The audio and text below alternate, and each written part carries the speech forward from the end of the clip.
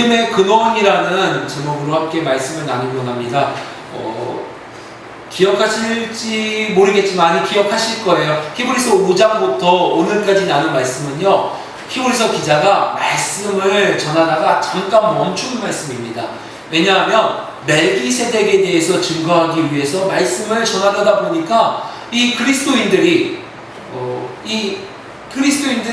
이 신령과 그리스도인들의 이 신앙이 아직 초보의 모습에 있기 때문에 그 초보의 모습을 다시 한번 다잡고 이제 좀 더 수준이 높은 멜기세덱을 증거하기 앞서서 먼저 가르쳐준 말씀입니다. 즉 우리가 미분적분이라는 수학의 단계를 거치기 위해서는 자연스럽게 함수와 곱셈과 그 밑으로는 덧셈 뺄셈을 해야 되는 것처럼 멜기세덱에 대해서, 아니 신앙의 더 깊은 하나님의 마음을 알기 위해서는, 하나님의 나라가 우리의 심령 가운데 온전히 회복되어지기 위해서는 이 초보의 단계를 거쳐야 되기 때문에 5장과 6장에 걸쳐서 말씀해 주신다는 것을 우리가 다시 한번 기억하시고 우리가 말씀을 함께 들음으로 나아가겠습니다.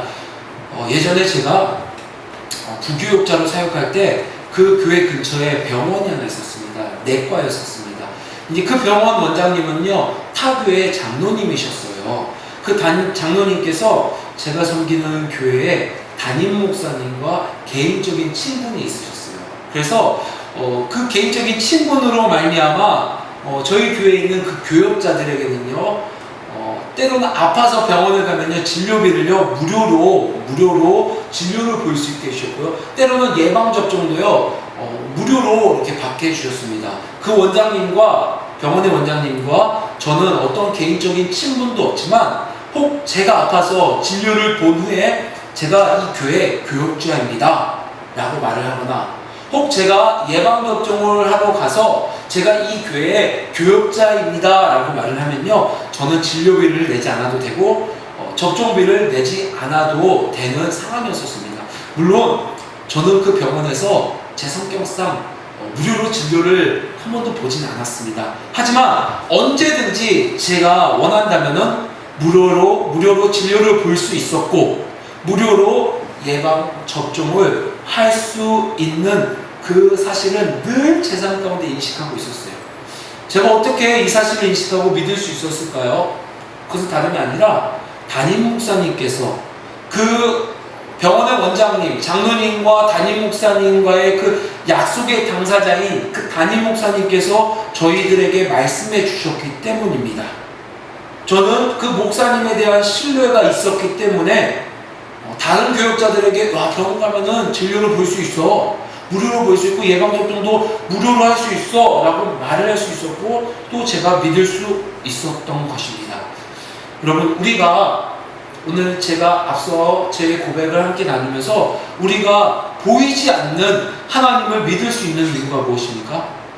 여러분, 예수님이 십자가에 나를 위해서 못 박히셨다라는 사실을 우리는 볼 수 없었어요. 과거로 돌아갈 수 없기 때문에 믿을 수도 없어요. 하나님은 보이지도 않아요.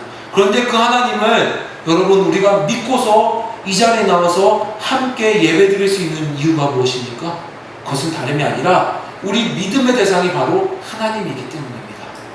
하나님께서 약속해 주셨기 때문에, 하나님께서 약속의 대상이시기 때문에 그 약속을 우리가 믿을 수 있고 신뢰할 수 있고 또 더 나아가서 오래 참을 수 있는 것입니다. 아마 제가 여러분들에게 복을 준다, 아마 제가 여러분에게 영생을 확증해주고 영생을 확보해준다, 아니 제가 여러분들에게 하나님의 나라를 준다 라고 말을 한다면 아마 처음에 여러분이 믿을 수도 있을지 몰라요.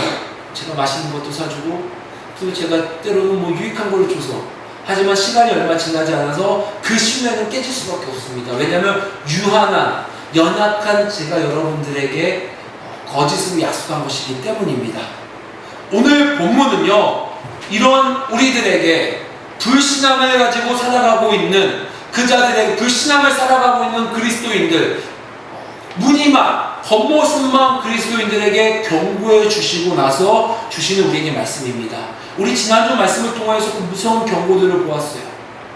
타락하는 자들에게는, 즉 하나님 말고 예수 그리스도의 그 은혜 말고 다른 것이 필요하다라고 고백하고 그 필요함을 위해서 살아가고 있는 자들에게 그 주는 그 경고, 그 뒤에 우리에게 주시는 말씀이 9절 20절의 말씀입니다.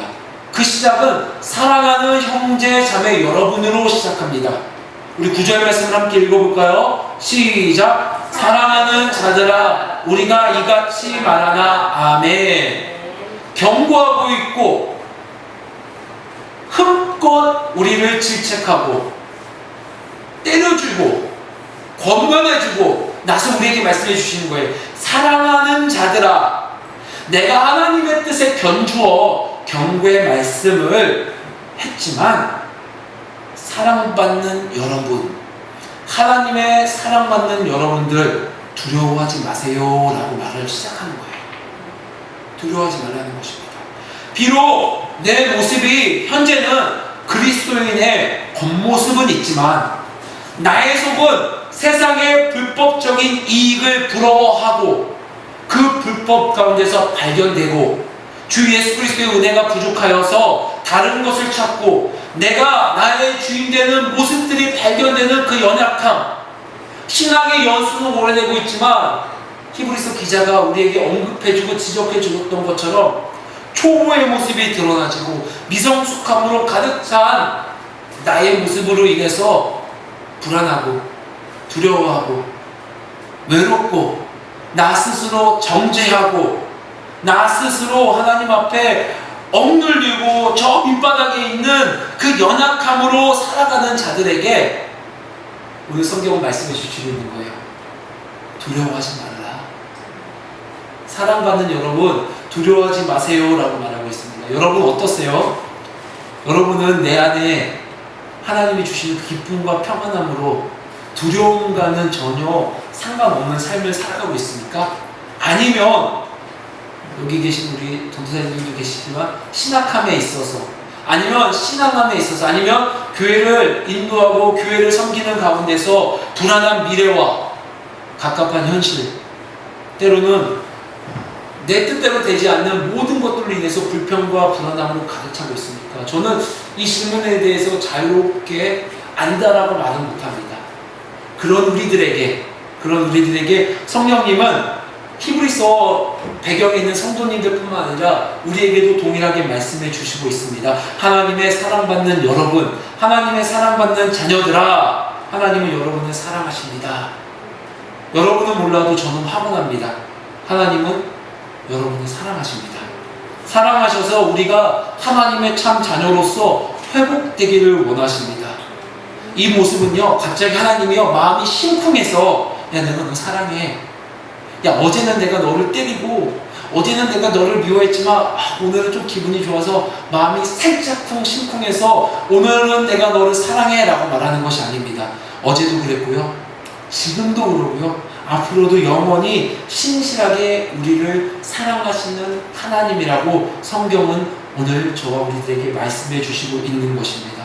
한결같이 저와 우리들을 지켜보시면서 우리가 아버지를 사랑함으로 말미암아 공급받는 힘으로 내 이웃을 섬겼던 모든 순간순간을 기억하시고 있다라고 오늘 본문 9절과 10절에서 말씀해 주시고 있는 것입니다. 하나님의 사랑을 믿지 못하며 하나님의 신실하심을 의지하지 못하며 나로 하여금 불안 가운데 있는 자들에게 하나님은 말씀해 주시고 있는 거예요. 내가 기억하고 있어. 그러니까 불안해하지 마. 두려워하지 마. 불안하고 두려워하고 있는 그 자들에게 오늘 이렇게 말씀해 주고 있습니다. 13절과 15절 말씀을 함께 공독해 보겠습니다. 13절과 15절 말씀입니다. 시작. 하나님이 아브라함에게 약속하실 때에 가리켜 맹세할 자가 자기보다 더 큰 이가 없으므로 자기를 가리켜 맹세하여 이르시되 내가 반드시 너에게 복주며 너를 번성하게 하고 번성하게 하리라 하셨더니 그가 이같이 오래 참아 약속을 받았느니라. 아멘. 그 신실함을 신뢰하지 못하고 하나님의 한결같은 사랑을 의지하지 못하는 자들에게 아브라함의 이야기를 끌고 와서 우리에게 격려해 주시는 거예요. 여러분, 아브라함은요 하나님의 명령으로 이삭을 번제로 바치라고 합니다. 여러분, 어렵게 25년을 기다리며 얻은 그 아들 이삭을 내 손으로 잡아 번제로 드리라는 그 명령. 여러분, 인간적으로 할 수가 없죠. 인간적으로 절대 순종할 수가 없죠. 그러나 아브라함은 순종합니다. 여러분, 그 아브라함이 순종할 수 있었던 이유가 무엇입니까? 그것은요, 하나님의 약속은 실패하지 않을 것이라는 그 신뢰가 있었기 때문입니다. 하나님은 신실하시고 비록 내 사랑하는 아들, 하나님이 주신 그 아들 이삭을 번제로 바치라고 하는 그 내면 가운데는 분명히 하나님의 선한 계획과 신실하신 그 약속이 나는 실패하지 않을 거야 라는 그 믿음, 조금의 흔들림은 있었을지 모르겠지만 결론은 그 약속을 믿는 믿음으로 아브라함이 나아갈 수 있었던 것입니다. 그 믿음을 히브리서 11장 17절로 19절에서 이렇게 우리에게 고백해 주시는 것입니다. 히브리서 11장 17절로 19절 함께 읽겠습니다. 17절로 19절의 말씀 시작. 아브라함은 시험을 받을 때에 믿음으로 이삭을 드렸으니 그는 약속들을 받은 자로되 그 외아들을 드렸느니라. 그에게 이미 말씀하기를 네 자손이라 칭할 자는 이삭으로 말미암음이라 하셨으니 그는 하나님이 능히 이삭을 죽은 자 가운데서 다시 살리실 줄로 생각한지라. 비유컨대 그를 죽은 자 가운데서 도로 받은 것이니라. 아멘. 19절 상반절에 능히 이삭을 죽은 자 가운데서 다시 살리실 줄로 생각한지라. 아브라함은 하나님의 그 실패하지 않는 하나님의 그 신실하심을 신뢰하였기 때문에 하나님 앞에 순종할 수 있었던 것입니다. 앞이 안 보이는 그 절망감, 내가 세웠던 그 모든 계획, 아니 그 모든 사랑하는 것을 잃는 그 상실감 가운데서도 아브라함이 한 걸음 한 걸음 그 사흘 길을 나아갈 수 있었던 이유는 다름 아니라 아브라함의 삶 가운데서 수많은 절망감, 수많은 어려움, 내 죽음의 위기 가운데서도 늘 지켜주셨던 하나님을 신뢰했기 때문입니다. 여러분, 우리도 잘 생각해 보세요. 우리가 살아온 인생 가운데 하나님이 개입하지 않으신 적이 있었는지, 하나님이 신실하지 않은 적이 있었는지 아브라함은 기억했었던 거예요.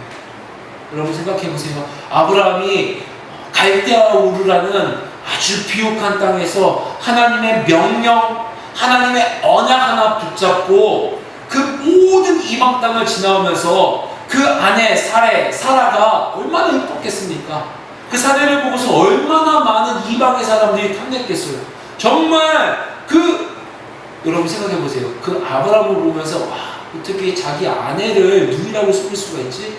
와, 그건 남자가 다 시킨다라고 생각할 수도 있지만, 여러분 생각해보세요. 나 죽인다고 하는데, 나를 지금 죽는다고 하는데, 여러분 우리가 그 자리에서 이 사람 내 아내야, 내 여자입니다라고 고백할 수 있습니까? 당연히 내가 사랑하는 내 여자지만 내면적으로는 고백하는 거죠. 야, 우리가 같이 살아야 되니까 일단은 이렇게 하자. 그 수많은 죽음의 위기 가운데서 하나님께서 한 번도 아브라함을 실망시키지 않았고 신뢰했던 그 모든 상황이 아브라함으로 하여금 이삭을 바칠 수 있는 믿음으로 나아갈 수 있게 하신 것입니다. 이 믿음 가운데 발견된 아브라함에게 하나님은요, 오늘 말씀해 주시고 있어요. 창세기 22장 16절과 17절의 말씀을 인용하는데, 오늘 히브리서 기자는요, 그 말씀을 조금 더 자신의 생각으로 인용해서 이렇게 말합니다. 내가 너에게 반드시 복을 주고 번성하며 번성하겠다. 본문에는 22장 17절은 이렇게 기록이 되어 있지 않습니다.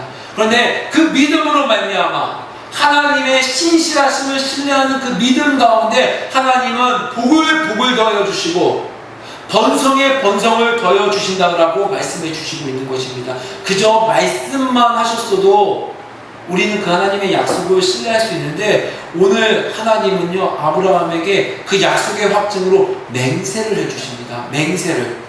우리의 연약한 믿음을 위해서 눈높이를요, 낮춰주신 거예요. 맹세라는 것은요, 인간의 방법이에요. 그 고대 근동의 인간의 방법이에요.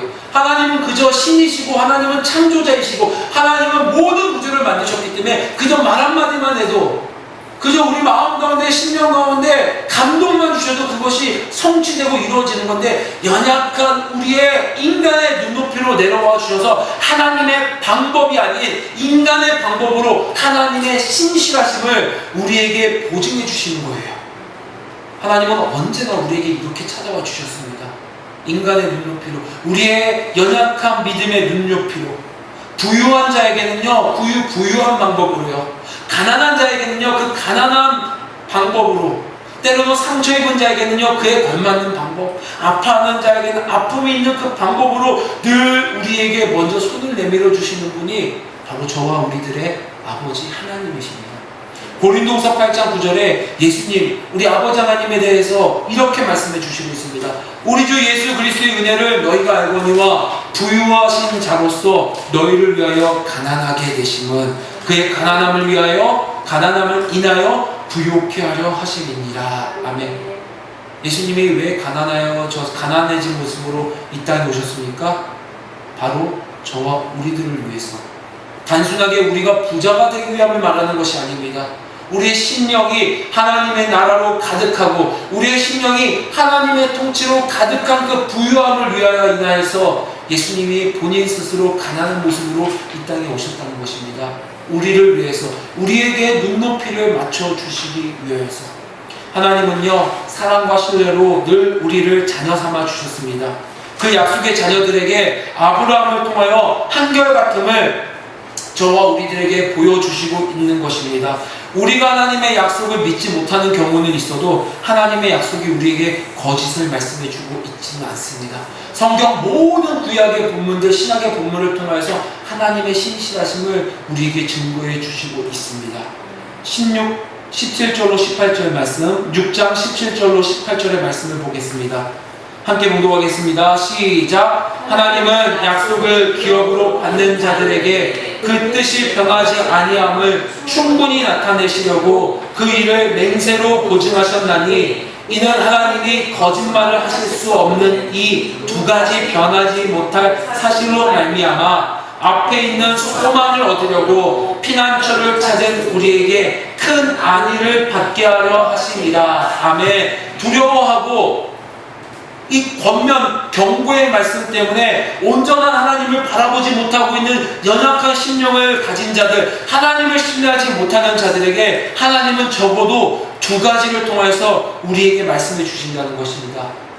17절에 있는 그 두 가지, 하나님이 주신 그 약속과 인간의 눈높이로 낮아와 주셔서 해주신 그 맹세로 말미암아 우리로 하여금 소망을 삼으라는 것, 흔들리지 말라는 것입니다. 위로를 받으라는 것입니다. 흔들리지 않고 그 하나님의 신실하심과 신뢰를 붙잡으며 나아가라는 것입니다. 우리 마음 가운데 하나님의 그 신실하심을 누리며 하나님의 통치 가운데 하나님의 나라가 우리 심령 가운데 누려지기를 원하고 그렇게 살아가라고 하나님은 우리에게 약속과 맹세를 통해서 우리에게 보증해 주셨다고 말씀해 주시고 있는 것입니다. 여러분, 은행에서 대출을 받을 때 보면요, 금리라는 것이 있습니다. 이 금리라는 것이 무엇이냐면요, 은행도 이제 돈을 벌어야 하기 때문에 우리가 돈을 빌릴 때 이자율을 말하는 것입니다. 금리에는요, 크게 두 가지가 있습니다. 고정금리와 변동금리라는 것이 있습니다. 고정금리는요, 처음 돈을 빌릴 때 정한 그 이율이 변하지가 않는다는 거예요. 혹 내 신용등급이 떨어진다 할지라도, 혹 나라가 전쟁의 위기라든가 나라가 경제적으로 어려워졌다 할지라도 이율이 올라가거나 내려가지 않는 정확하게 고정된 그 이율, 처음 은행과 내가 약속했던 그 이율은 변하지 않고 내가 그 돈을 상환할 때까지 그 이율로 끝까지 가는 그 이율을 고정이율이라고 합니다. 반면에 이게 이율이 변하는 변동금리라는 것이 있습니다. 변동금리는요, 내 신용도라든가 나라 안팎의 상황에 따라서 그 이율이 변하게 된다는 거예요. 그래서 처음에는 내가 내는 이자가 대략 10만 원이라 하면 그 이자가 어느 날 시간이 지나면 이율이 변경돼서 11만 원이 될 수도 있고 12만 원이 될 수도 있고 일반적으로 뭐 이율이 내려가지는 않더라고요. 올라가긴 올라가는데 이율이 내려가지는 않습니다. 이렇게 이율이 금리가 이렇게 고정금리나 변동금리처럼 이렇게 변동금리는 이렇게 변하는 이유를 말하고 있는데, 여러분 내 신용도와 또 내 주변의 환경에 따라서 평가가 달라지는 세상, 평가가 달라지는 변동금리와는 달리요, 하나님은요 우리에게 나에게 있는 어떠한 상황과 나에게 있는 어떠한 연약함으로 하나님의 약속과 맹세가 바뀌어지지 않는다라는 것을 우리에게 말씀해 주고 있는 것입니다. 성경에서 말하는 몇 가지 아주 치명적인 그 죄악 말고는 하나님께서 오늘 우리에게 말씀해 주고 있습니다. 왜냐하면 그 치명적인 죄악으로 나가지 않는 우리들을 하나님께서 인도해 주시고 기억하고 계시기 때문입니다. 19절 말씀을 보면 이렇게 말씀해 주고 있습니다. 우리가 이 소망을 가지고 있는 것은 영혼의 닷 같아서 튼튼하고 견고하여 휘장 안에 들어가나니. 아멘. 하나님의 신실함에 대한 소망은요 영혼의 닻이 된다라고 말하고 있습니다. 여러분 닻이 뭡니까? 배에 달려져 있는 도구죠. 고양이 발톱같이 생긴 갈고리를 말합니다. 그래서 그 배가 정박할 때 배가 떠내려가지 않도록 배 바깥에 그 수면 밑에 땅에 갈고리가 이 닻이 내려가서 땅에 고정이 되면요 배가 움직여지지 않게 하는 도구가 닻입니다. 여러분 오늘 이 신실함에 대한 소망이 우리 영혼의 닻이 된다라고 말하고 있습니다. 여러분 우리의 믿음이 언제 흔들리지 않을 수 있습니까? 우리가 하나님을 향한 이 믿음, 우리가 하나님을 향한 이 사랑이 언제 흔들리지 않을 수 있어요? 하나님에 대한 이 신실함이라는 소망이 우리 심령에 가득할 때 우리의 믿음은 요동하지 않고 하나님의 임재가 있는 그 휘장 안으로 들어갈 수 있게 해주신다는 것입니다. 휘장 안에 무엇이 있습니까? 지성소, 하나님이 만나주신 그 임재가 있는 그 휘장 안으로 저와 여러분들을 인도해 주시고 있다라고 성령께서는 말씀해 주시고 있는 것입니다. 여러분 하나님을 얼마나 신뢰하십니까? 여러분의 자존심보다 하나님을 더 신뢰하십니까? 여러분이 하지 않은 일과 말을 통해서 오해받을 때 그때도 하나님을 신뢰하실 수 있습니까? 몸이 아파도 신뢰하실 수 있어요? 불구가 되어도 신뢰하실 수 있습니까? 당장 가족이 아파서 병원에 갈 수 없는 형편, 먹을 것이 없는 형편, 내 자녀가 학원비를 낼 수 없는 그 형편 가운데서도 하나님은 선하십니다. 하나님의 그 계획 가운데 내가 있습니다. 나는 그 하나님을 신뢰합니다 라고 여러분은 고백할 수 있습니까?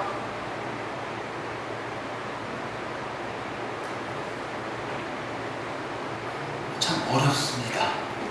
그래서 히브리서 기자는 우리에게 말씀해 주고 있는 거예요.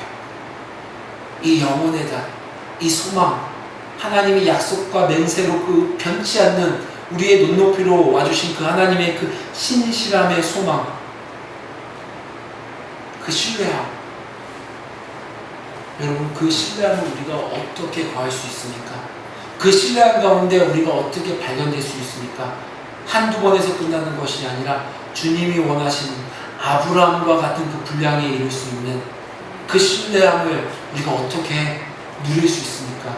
11절과 12절 말씀을 통해서 우리에게 말씀해 주고 있습니다. 11절과 12절 말씀입니다.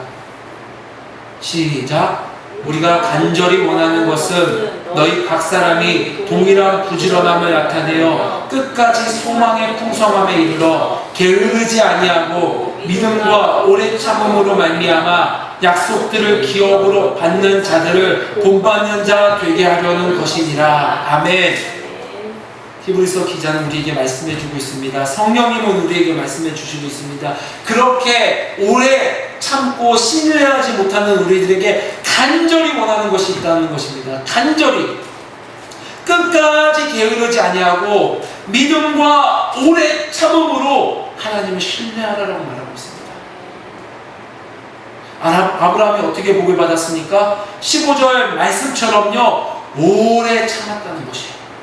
하나님의 신실하심을 아는데 비록 내가 지금 환경과 형편은 하나님을 신뢰할 만한 환경도 안 되고 오히려 내 자식을 죽이는, 하나님은 이랬다가 저랬다가 하나님은 변덕쟁이 같은 모습이 내 삶에 펼쳐지고 내 삶에 수많은 사람들의 조롱거리가 된다 할지라도 아브라함은 오래 참음으로 하나님이 약속하신 복에 복을 더하고 번성에 번성을 더하는 내 심령이 하나님의 나라가 누려지는 그 복을 받았다라는 것입니다. 오늘 성경 우리에게도 말씀해 주시고 있는 거예요. 게으르지 말고, 우리 신앙에 있어서 게으르지 말고 믿음과 오래 참음으로 약속의 기업을 받았었던 아브라함처럼 그 본을 받으라는 것입니다. 믿음과 오래 참음과 게으르지 아니함으로. 그런데 앞서 말했던 것처럼요, 우리에게는요 믿음과 오래 참음과 게으르지 않을 그런 선한 것이 저와 우리들에게는 하나도 없습니다. 목사인 저조차도요 때로는 먹을 게 없으면요 원망합니다. 때로는 우리 아이들이 말을 안 들으면요 하나님 앞에 하나님의 자녀가 아니라 내 소유물인 것처럼 착각하며 살아갑니다. 사랑하는 돕는 배필로 주신 내 아내에게도요 내 기분에 따라서 때로는 화도 내고요, 때로는요 상처를 주는 말도 많이 하는 것이요 목사인 저, 아니 이 세상을 살아가는 저와 우리들의 모습입니다. 내게 주어진 환경, 그 환경 때문에 하나님을 신뢰하지 못하는 것, 아마 여러분도 자유롭지는 못할 것입니다. 근데 하나님도 아십니다. 우리가 못할 것들을, 우리가 자주 실패할 것들을, 우리가 오래 참지 못할 것을, 우리가 믿음 없음을, 우리가 게으름을 하나님은 아십니다.